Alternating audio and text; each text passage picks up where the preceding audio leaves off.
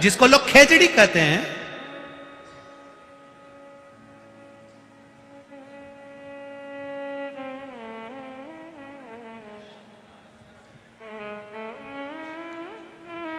क्या शमी के पत्ते में, शमी के फूल में, शमी का जो फूल होता है वो गुलाबी कलर का होता है। आस्था चैनल पर जितने लोग कथा सुन रहे हैं, जितने लोग फेसबुक यूट्यूब पर कथा सुन रहे हैं, वो शमी के फूल का दर्शन अवश्य करें। आस्था चैनल वाले आपको दिखाएंगे शमी के फूल का दर्शन, गुलाबी कलर का होता है। और क्या है इसमें ऐसा? शमी के वृक्ष में, शमी के पत्ते में, शमी का पौधा, शमी का वृक्ष, आखिर इसकी इतनी प्रबलता क्यों है? रामचरितमानस को उठाकर देखिए, बाबा लिखते हैं, राम जी महाराज जब रावण को मारने के लिए लंका पर चढ़ाई करते हैं और लंका अधिपति पर जब चढ़ाई करने लगे, लंकेश पर, लंका पर जब चढ़ाई करी, तब भगवान शंकर उस जगह पर नहीं दिखे। तब मेरे राम जी ने शमी के पेड़ को प्रणाम करा और कहा, हे भोलेनाथ, आपको मैं शमी के वृक्ष में मानकर प्रणाम कर कर लंका पर चढ़ाई कर रहा हूं। और उस शमी के वृक्ष को नमन कर कर मेरे राम जी लंका पर चढ़ाई कर देते हैं, विजय प्राप्त करते हैं, जीतते हैं। और वापिस जब आते हैं, वापिस जब अयोध्या जाते हैं, तो मन में आया कि मैं अयोध्या के वासियों को दूं क्या? स्वर्ण बांटा। माता कौशल्या जी ने, माता कैकेयी जी ने, माता सुमित्रा जी ने स्वर्ण बांटा। राम जी से पूछा गया, संतों ने, साधुओं ने, तपस्वियों ने, ऋषियों ने पूछा, हमें स्वर्ण नहीं चाहिए, पर स्वर्ण की कीमत के बराबर कोई ऐसी वस्तु दी जाए जो स्वर्ण की कीमत से भी परिपूर्ण हो। तब एक शमी का पत्ता मेरे राम जी ने संतों को, ऋषियों को, साधुओं को दिया। एक शमी का पत्ता। आज भी जिस दिन रावण मरता है, रावण को जिस दिन जलाया जाता है, क्या बोलते हैं उसको? विजय दशमी। विजय दशमी के दिन शमी का पत्ता, अब इधर का नहीं मालूम इधर देते कि नहीं देते, पर हमारे उधर नियम है, शमी का पत्ता विजयदशमी के दिन आज भी लोगों को दिया जाता है। क्यों देते हैं? उसका कारण क्या है? क्योंकि राम जी ने स्वर्ण के आभूषणों के बराबर, हजारों स्वर्ण मुद्राओं के बराबर एक शमी के पत्ते की मूलता कही है। और शमी का पत्ता संत, ऋषि, साधु, गुरुजन को दिया कि ये मेरे शंकर का एक स्वरूप है। ये शमी का पत्ता नहीं, ये वैभव को प्रदान करने वाला, एक आनंद सुख देने वाला। केवल एक कथा नहीं है शमी के वृक्ष की। शमी के वृक्ष की 3 कथाओं को हमारे यहां शास्त्रों में वर्णन किया। दूसरी कथा महाभारत में वर्णन आता है, और महाभारत के अंतर्गत जब पांडवों को वानप्रस्थ दिया गया, तब पांडवों ने भगवान से पूछा कि हम हमारे शस्त्र को, हमारे औजारों को, हमारे अस्त्र शस्त्र को कहां रखें? तब भगवान कृष्ण ने शमी का पेड़ बता दिया। शमी के वृक्ष के नीचे पांडवों ने अपने अस्त्र शस्त्र उस शमी के पेड़ के नीचे गाड़ दिए।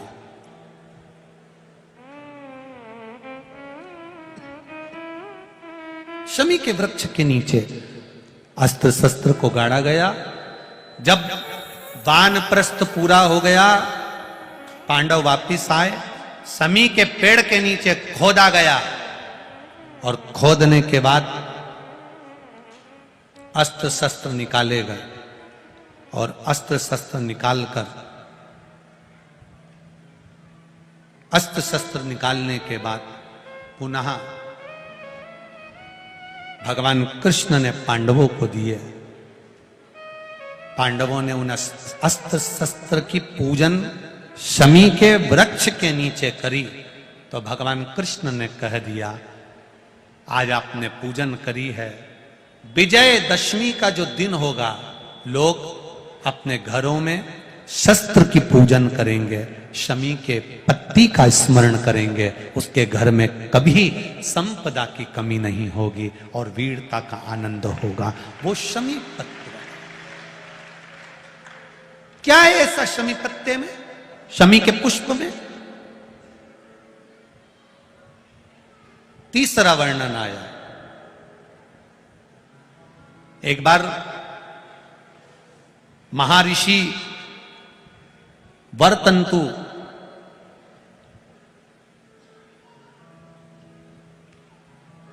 अपने शिष्य, जिसका नाम था कोस, वरतंतु ऋषि अपने शिष्य कोस को विद्याध्ययन करा रहे थे और विद्याध्ययन कराते कराते सब कुछ पढ़ाया, अच्छी विद्या दी। और होना चाहिए, गुरु का काम यही होना चाहिए, विद्याध्ययन कराए, श्रेष्ठता में कराए।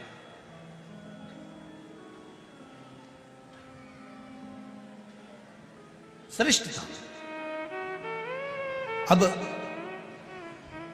वरतंतु ऋषि ने जब अपने शिष्य कोस को विद्याध्ययन कराई, सारी विद्या का अध्ययन पूर्ण हो गया, कोस अच्छे पढ़ गए, विद्याध्ययन पूर्ण हो गया, सारे रस तत्व कोस को प्राप्त हो गए, कोस सारी विद्याओं में निपुण हो गया, सारी विद्याओं में निपुण। गुरु ने उसकी परीक्षा ली, वरतंतु ने परीक्षा ली,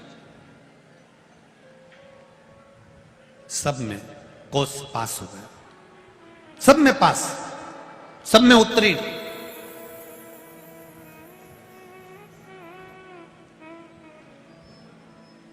अब कोस ने आज गुरु वरतंतु जी को प्रणाम करा, नमन करा, और नमन कर कर वहां से जाने लगे तो वरतंतु ऋषि ने रोका कोस को, कोस रुको, जी गुरुदेव आज्ञा दीजिए।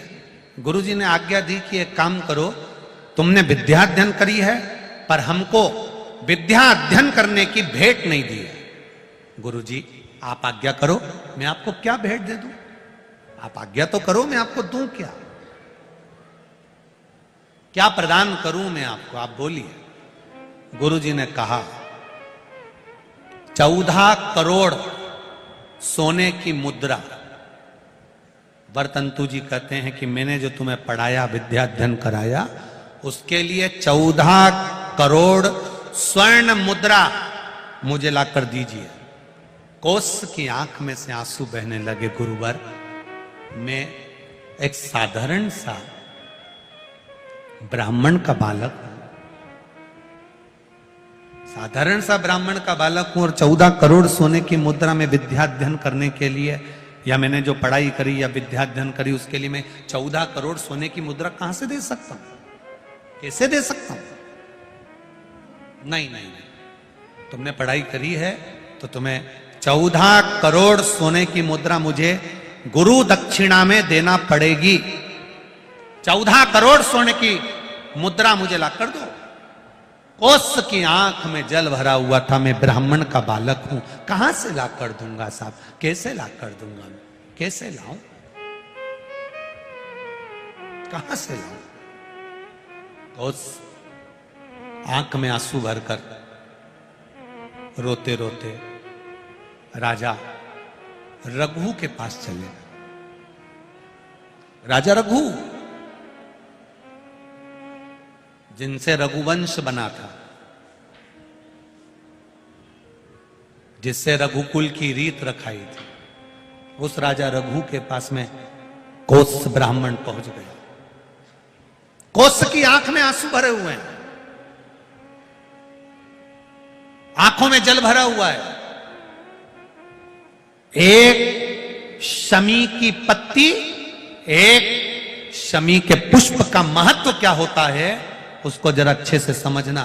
ये शंकर भगवान के 3 नंबर का पुष्प का वर्णन चल रहा है, शमी के पुष्प।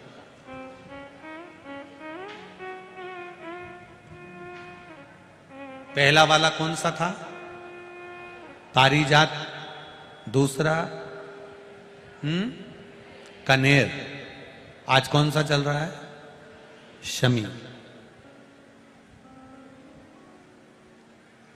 इसके महत्व को जरा ध्यान से समझिएगा।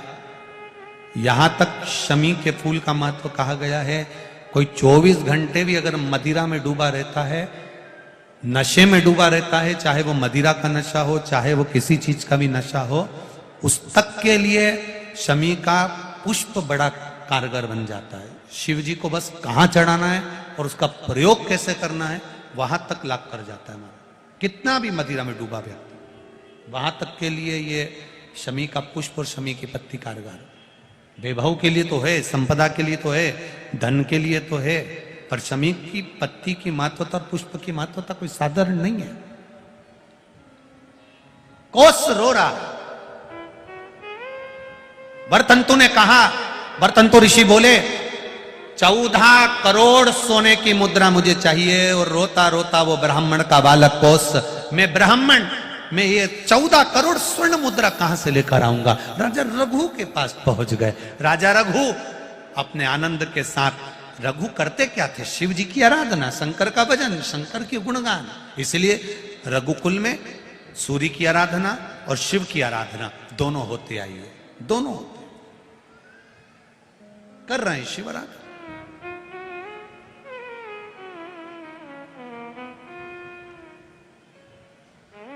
बाबा का गुणगान, बाबा का स्मरण जपते। शिवाय ओम नमः शिवाय, ओम नमः शिवाय, ओम नमः शिवाय, ओम नमः शिवाय, ओम नमः शिवाय। राजा रघु शिव नाम की भक्ति में डूबे। शिवाय शिवाय शिवाय, ओम नमः शिवाय। आप भी बोलो शिवाय शिवाय शिवाय, ओम नमः शिवाय, ओम नमः शिवाय, ओम नमः शिवाय, ओम नमः शिवाय। कोस राजा रघु के पास पहुंचे। राजा रघु शिव जी की भक्ति में लगे थे, पूजन से उठे। जैसे ही उठे, कोस ने हर हर महादेव जम के चिल्लाया, हर हर। जैसे ही कोस हर हर महादेव चिल्लाए, राजा रघु की दृष्टि पड़ गई। राजा रघु ने देखा, और राजा रघु की दृष्टि जब पड़ी, तो दृष्टि पड़ते ही राजा रघु ने कोस, आइए ब्राह्मण देव, आइए ब्राह्मण पधारे। राजा रघु शिव मंदिर से बस बाहर निकले ही थे, राजा रघु ने कोस को हाथ जोड़कर निवेदन करा, आप कौन हो, कहां से आए हो, क्या चाहते हो, कैसे आना हुआ, बताओ। कोस ने बस आंख से आंसू लगातार बह रहे हैं, आंख से आंसू झड़ रहे हैं, और कोस रो रहा है। सब कुछ झूठा हो सकता है, पर नेत्र का अश्रु झूठा नहीं होता। दिल में कहीं ना कहीं चोट लगी होती है, तभी आंख में आंसू आ ही जाता है। कहीं चोट लगी होती, हृदय में कहीं ना कहीं चोट लगी, अश्रु आया।